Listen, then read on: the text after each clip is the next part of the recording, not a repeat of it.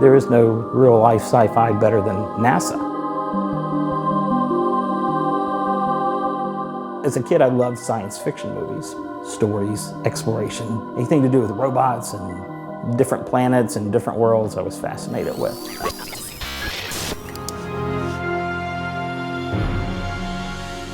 To be an adult and be able to kind of still dabble in that genre and to develop these kind of what-if concept stories is a lot of fun.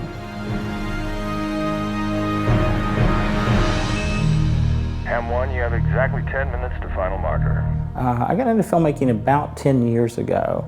Digital filmmaking really was a huge game changer. Going from film to digital made what I thought years ago was going to be kind of impossible to do much more affordable.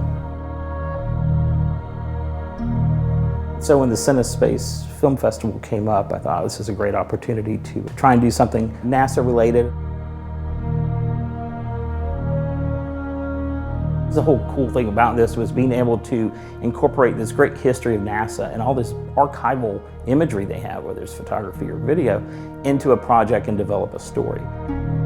It's like being a kid, you get to play like you're in space. If we can't go up there, at least it's the next best thing. It's a 12-minute film. The process for the entire project was 5 months. And so what we did is we started initially with research and developing a storyline. Today would have been my mother's 50th birthday. So I wanted to create a film that had an international flair to it, an international feel.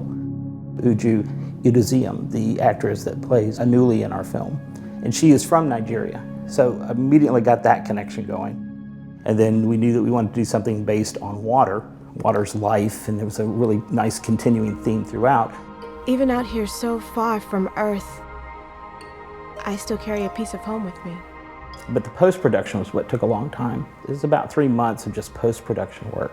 Everything that's happened in my life has led to this moment. Because we're taking this NASA imagery and integrating it into the story, and one of the things we had a challenge was finding 4K resolution footage to use, and we couldn't find a lot of that, so we used a lot of photography.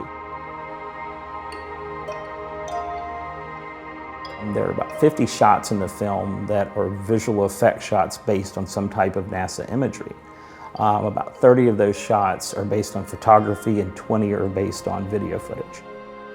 We took space station imagery and then just built our own International Space Station Mars off of that, because we figured it would not be the same space station necessarily. The non-linear editing software is just tremendous for doing these films. It's a great way to create big-scale looking films for very little money. I didn't think there would be a whole lot of music in this initially, but for this it was that element that really tied it together. 6, 5, 4, 3, 2, 1, 0.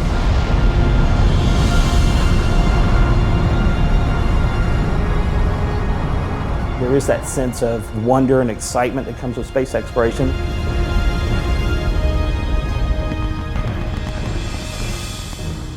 The discovery of water on Mars, that was in our film before that was ever announced, which is kind of neat. And the exploration of Mars by mankind has just been announced this September.